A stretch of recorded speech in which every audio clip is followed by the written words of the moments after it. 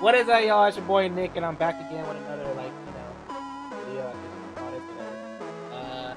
Look, I gotta get used to doing it. Look. Y'all see it on the screen. Y'all see it on the screen. Y'all see it on the screen. But before y'all even say anything, I know, yes, I all this. But for real, y'all go ahead. Y'all know what to do, bro. Click the subscribe button. Click the follow. Look, I said follow button. Bro, this is not Instagram, but if you want to go on Instagram, Twitter, and Twitter. But for real though, go on Twitter, Twitter, and Instagram. All three of those platforms. Follow me on Beautiful X-Link. Leave a comment and like. You know what I'm saying? Like, I'm looking at y'all comments, bro. Don't act like I'm not. I do. I know some of y'all be saying some wild stuff. Some of y'all be saying some really good stuff too. You know what I mean? But go ahead and leave a comment. Let me know how you feel. And then leave a like. You know what I'm saying? Let me know how you feel. But look, that's either here or there. Y'all see it on the screen. And yes, y'all know, once again, I do like talking about cartoons. Why this video piqued my interest, I actually have no clue. But this has been a question that I've been asking myself for a while. If y'all have ever watched KND, Kids Next Door, and y'all know about Kids Next Door, then y'all know about the fourth flavor. Y'all remember that episode? I like to talk about cartoons. Look, I told you, we do different stuff here. I don't do music. You know, we do anime. We do anime every anime Sunday, and depending on whatever the other week. I mean, we did like a whole anime week, technically last week. But, you know, we do anime Sundays, you know what I'm saying? So I talk about anime stuff, all stuff like that. We talk about cartoons, you know what I mean? So I like to do different stuff, different varieties, mix it up. And we might be coming back to the game, you know what I'm saying? Because I really do want to come back to the games, old school games, like video games, stuff like that. We don't do the new video games. I'll do that on Twitch and stuff, you know what I'm saying? Maybe in the old games too. But look, what is the fourth flavor in Kids Next Door? Codename Kids Next Door. If y'all don't remember, I think it was the episode when they were trying to find like this scoop or something. It was like they were trying to find like the scoop or something like that, and to be able to scoop the fourth flavor. It was like some rare flavor or something.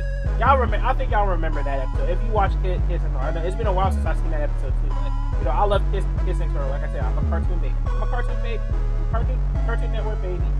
Those were one of the prime years of my life. Simultaneously watching anime, I was watching cartoons. You know what I mean? That's how it is, bro. That's how it is, bro. And I love Kids Next Door. And then Eddie's my favorite. But Kids Next Door is definitely top 3. You know what I'm saying? Blurbleberry? Yeah! You know I prefer cherry. Oh. Codename Kids Next Door was wild, if you ask me. Although Ed and Eddie was my favorite Cartoon Network show as a wee lad, I forgot to. Who's this guy? Shout out to the round table. My bad, bro. Wouldn't have chosen it as the face of the network. That title goes to Kids Next Door. Reality just has a habit of taking a huge dump in your cereal. Adults don't take you seriously. Teenagers don't take you seriously. You're cut off from so many simple privileges. When trying to earn mutual respect between yourself and an adult, it's rough. When it comes to my own experience as a child, when I was socializing with someone who wasn't a peer, I'd often walk away frustrated, counting down the days until I was a teenager. And maybe then, people will finally be able to just hear me.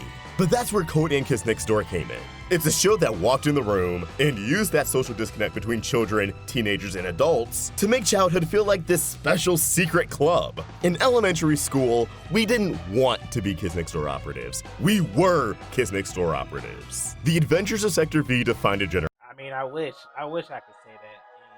You know, kids, bro, let's be honest. If you ever watched Kids Next Door, which I know a majority of y'all have, maybe some of y'all haven't, because I know some of y'all, I found out, like, a lot of y'all are young as hell. Like, y'all like 13, like, y'all never even heard of Kids Next Door.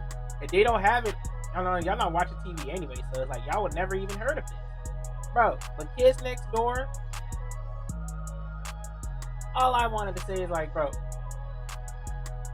all the homies, all of us, we wanted to be in Kids Next Door, bro. You know what I mean? Everybody wanted to be in Kids Next Door. Because it's true. As a kid, you see this, it's like, bro, you see a bunch of kids fighting adults and teenagers because they don't want to give us the time and respect as kids. I mean, everybody's went through there. Everybody's been through that. But come on, bro. This is straight fact, bro. You don't think I would want like one of these type of weapons, bro? They had the weapons. The weapons were cool. We fighting in space. Bro, imagine you being a kid and you gotta you have to report up to space. You have to report up to space, even though the physics made no sense because some of your stuff is made out of wood and all that type of stuff, and normally that would burn it before it even hits the atmosphere. Before it hits the atmosphere, you know what I'm saying? Because it's different. But that's besides the point. But you know what I'm saying? Like, we know the physics and the mechanics of all this is obviously fantasy because it is a cartoon. But bro, as a kid, you wouldn't think that'd be lit. You know, you end up like Dexter's Laboratory, got a whole laboratory up in your basement and stuff, and then you turn your chimney into a whole rocket ship, trying to report up to the base in the orbits and stuff, like, bro, like that. Bro, as a kid, that's lit. Imagination. Always look. Cherish your imagination as kids. You know what I'm saying? Like, you gotta cherish your imaginations while you have it, because once you become an adult, all that shit is gone, bro.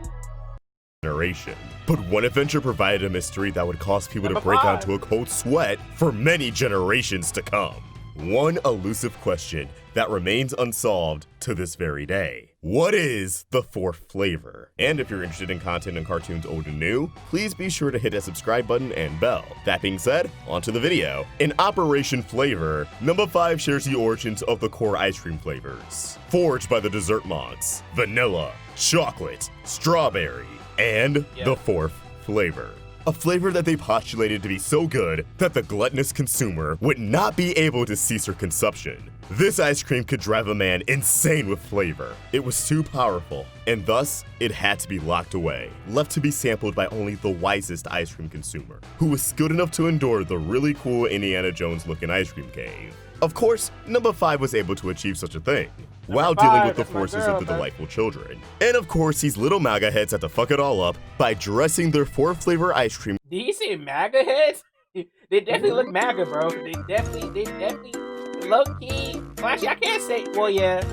I ain't gonna lie to you, though. Father had to be a MAGA supporter. I ain't gonna cap you. He had to be a MAGA supporter. He had to be. Why was he only a silhouette, bro? Why was he only a silhouette? I don't remember if they revealed what he looked like in the movie, because I think they did, if I remember correctly. But why? Why was he a silhouette the whole show, bro? Because he's a MAGA supporter. He doesn't want to show it. And all his kids are MAGA. All his kids are MAGA, bro. They're the delightful, bro. Their name is the delightful children from down the lane. The delightful children from down the lane. If they not MAGA, then what are they?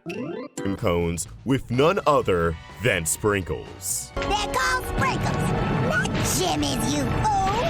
Okay, listen, I always loved sprinkles on my ice cream, so this episode attacked me from a very young age. But as I grow older, I ain't gonna lie, I'm not a Sprinkles type of fan, you know what I mean? Even as a kid, I thought I was a little, you know what I mean? I am a bit inclined to agree with number 5. Good ice cream doesn't need toppings. And although the temple of the 4th flavor collapsed before the delightful children it's in the ice cream. could consume their own ice cream cones, number 5 was blessed by the gods, spotting a heavenly drip of ice cream on her hat, welcoming the ice cream into her digester tract with open arms, and not only having an instant delightful reaction to the ice cream, but immediately connecting the flavor to a familiar taste. One that we don't get to find out because she's quickly interrupted. What the hell is this golden nectar? Well, while I was growing up and consulting the internet for this video, I found that most believed the 4th flavor to be the usual suspects of yellow ice cream: lemon, banana, pineapple sherbet, and even eggnog. And while I'm not too sure about the eggnog, I feel like any of the pretty suggestions make sense. Vanilla and chocolate complement each But I'm just like, bro, like, if I think about it, like, bro, that doesn't, nah, because, like, bro, why would lemon sherbet be the ice cream, like, the sacred ice cream? Like, that doesn't seem sacred at all whatsoever. To me personally, even though I love pineapple, you know what I'm saying? I love, bro, pineapple fire. And then it's fire on pizza too. And before y'all even say anything, I don't want to hear it. If you don't like pineapple on pizza, it's either that you never tried it, or you're just one of those people that is like, it don't belong on pizza. You're a pure Italian or whatever, bro. Like, man, get out of here, bro. If y'all eating tomato sauce, and tomatoes classified as a fruit, then you're eating fruit sauce on top of cheese. So there's really no difference between you eating that and then you have putting a pineapple on top of it. Y'all act like putting a pineapple. You're like, I don't want fruit on pizza, but you already eat tomato paste, tomato sauce. You're eating fruit sauce. You might as well have put applesauce on there. You might as well put applesauce on there, bro. It's the same thing. It's a fruit sauce. Betwixt a piece of bread and some cheese. Y'all just like, bro, it's just crazy to me how people bash me for liking pineapple on pizza. And I'm just like, bro, it makes sense. It makes sense. Pineapple makes sense to put on a lot of things. Now, granted, I have put a lot of other weird things on food. Look, I'm exposed myself, and I know it's supposed to sound disgusting, but I like mixing fruit with a lot of my food. You know what I'm saying? That's just the type of person I am. That's just, you know what I mean? I'm a tropical person, you know what I mean? When it comes to that. I like mixing my fruit with my food. I put pineapple on my hamburgers, you know what I mean? I put oranges on my hamburgers. I know you're all probably like, disgusting, until you try it. I mixed jelly with my hamburger one time. That's because if y'all ever seen that SpongeBob episode, y'all know. Y'all seen that SpongeBob episode? You know what I mean? When he was mixing the Krabby Patty, he put jelly on top of it. I was one of those kids. I was curious. I was like, does this actually taste good? I did it. I honestly, anytime I have a burger, I always think of maybe I should put some jelly on it. I'm sorry. I put oranges on my burger. You know what I'm saying? I put a lot of fruit on my burger. I put apple slices on my burger. I know y'all are just disgusted right now, throwing up. But don't try it. Don't knock it till you try it. Like I tell you, I mix a lot of fruit. I can't have a meal sometimes. There was a point in time I couldn't have a meal unless if I had some fruit. You know what I mean? I had to have fruit with it, bro. Some type of fruit, somewhere. Because fruit actually just mixes very well just with savory and very, like, you know, food. Like, you know what I'm saying? I'm not a salty type of person. I just don't like eating salt, bro. I don't like salted caramel. I don't like really very heavily salted stuff.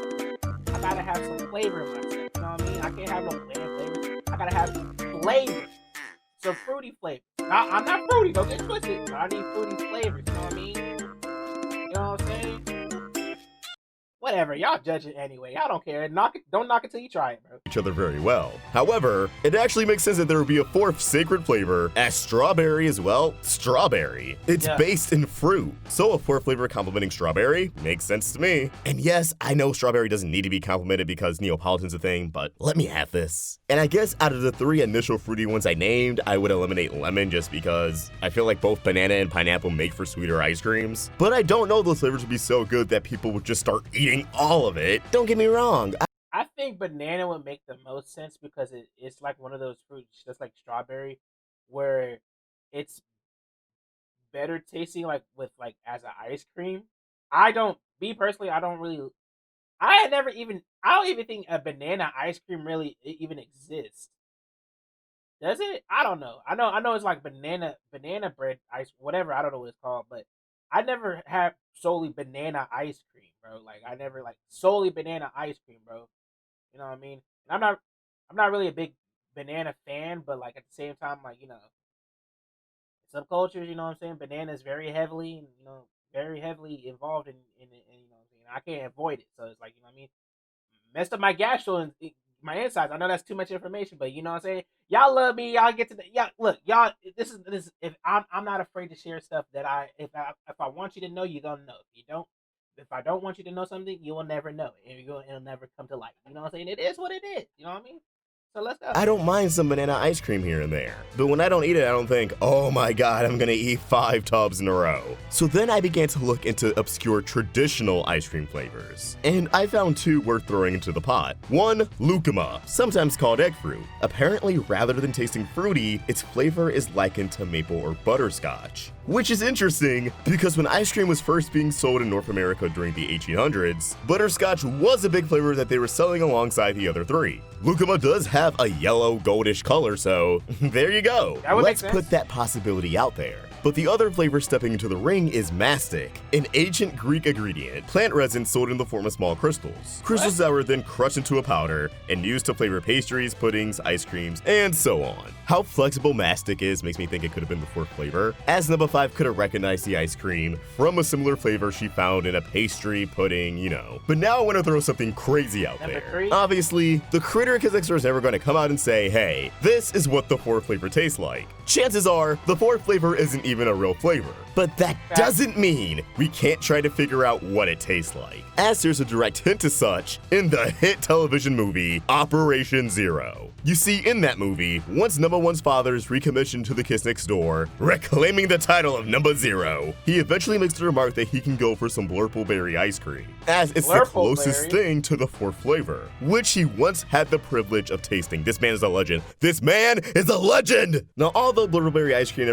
Hey, number 1 had that God treatment, you know what I mean? He had his genes, it was just meant to be, you know what I mean? Never made an appearance in the show, a blurpleberry candy did, Blurpleberry Supreme, in the episode Operation Jules, which number 5 got for number 1's birthday. It's really sweet. God, I love camaraderie. So naturally I thought, well, what the hell does blurpleberry taste like? So I gathered a team of historians, it was just me, to conduct extensive research on Google, and the results may shock you. Marijuana. Evenly balanced hybrid strain, yeah, okay. What?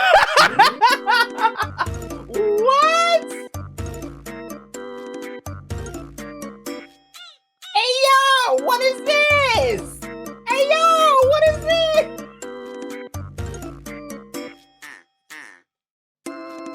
What? No. That can't be real, bro.